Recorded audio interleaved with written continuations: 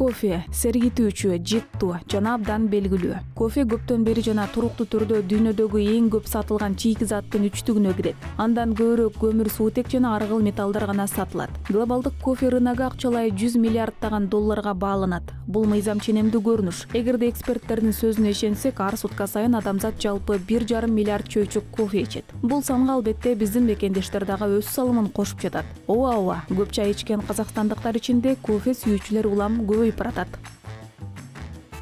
За последние 2-3 года. Эгерде чайга салыштырсак, эми акыркы 2-3 жылда өстү. Мен негизи Астана, Алматы шаарлары жөнүндө айтып атам. Мында негизи өлүү болуп калды окшойт.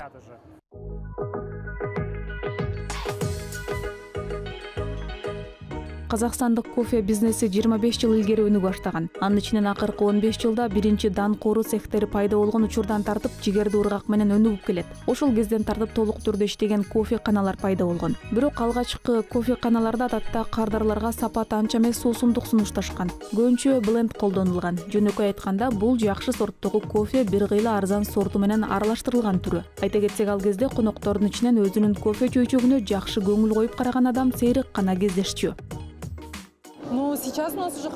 Эми бизде кофе жакшы өнүгүп жатат. Азыр биздин компанияга 9 жыл болду. Ал эми 5 жыл мурда көп нерсе белгилүү эмес болчу. Адамдар мунун эмне экендигин түшүнчү эмес. Ал кезде бизде негизинен капкара болуп курулган бленд көп болчу.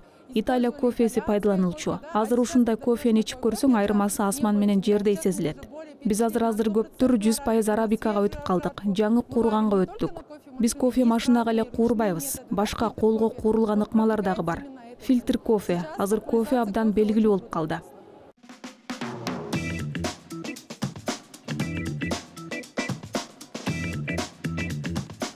Арабиканы кофенин эң баалуу сорту деп эсептешет. Кофе сүйүүчүлөр анын бир аз кычкыл, жумшак даамын баалашат. Анда кадыресе ачуу даам жок. Башка жогорку сапаттуу азыктар сыяктуу эле арабиканы өндүрүү адам үчүн оңойго турбайт. Бул кофенин абдан назик сорту, негизи кофенин ар кандай түрүн өндүрүү жеңил иш эмес. Өстүрүү, анан кол менен чогултуу, тазалоо, кофе данын кургатуу бир нече айларга созулган иш болуп саналат. Мындай ишти климаты ысык өлкөлөрдө гана уюштурууга болот. Кофенин мекени Эфиопия эсептелет. Бирок бүгүнкү күнү ал өлкөнүн үлүшү дүйнөлүк өндүрүштүн 3%-ын гана түзөт. Бул Эфиопиянын оюндан чыгып калганын билдирбейт. Анткени суусундук баалоочулар ал жактагы кофе плантациялардын көлөмү чакан болсо дагы ошондой белгилүү бир өлкөдө өстүрүлгөн кофе данын артык көрүшөт. У каждой страны есть своя особенность, это теруар. Аба ырайынын шарттары ар бир өлкөнүн өзгөчөлүгү, иштет укмасы, фермердин өнүмгө мамилеси да өзгөчө. Анан ошонусу менен ар бир өлкөнүн өзгөчөлүгү болот. Андыктан даамдап, байкап көрүү, сынап көрүү, талдоо керек. 100% арабика бул деңиз деңгээлинен бийик өскөн кофе даны. Ал ушундай жумшак, кычкыл, сапаты жогору жана көбүрөөк таттуу, күчтүү жана даамы курч келет.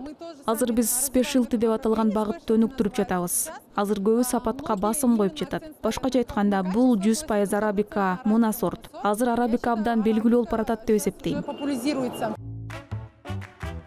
Бул Астанадагы кезектеги кофе фестиваль. Мында кууругуч компаниялар деп аталган ишканалар, жабдуу камсыздоочулар, кофе кана өкүлдөрү жана өзгөчө суусундукту сүйүүчүлөр топтолгон. Большой толчок. Бул казакстандык рыноктун өнүгүшү үчүн жакшы түрткү. Бул ар бир компанияга өз өнүмдөрүн күчтүү жактарын көрсөтүүгө, тааныштырууга жакшы мүмкүнчүлүк. Мен казакстандык компаниялар мындай фестивалдарга көп катышып, казакстандык брендти өнүктүрсө деп ойлойм.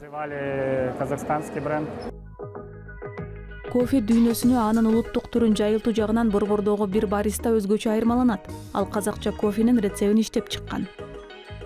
Он имеет национальный оттенок.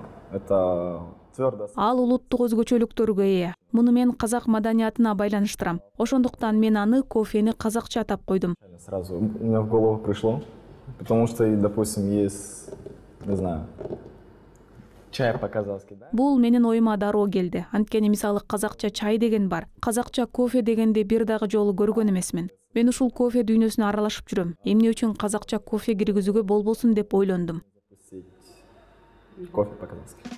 Казакча кофенин өзүнүн күйөрмандары армиясы болот сыяктуу. Анткени өлкөдө кофе сүйүүчүлөрдүн саны улам барган сайын өсүп келет. Азыркы учурда Казакстанда жыл сайын 10% өсүп жаткан кофе рыногу калыптанып келе жатат.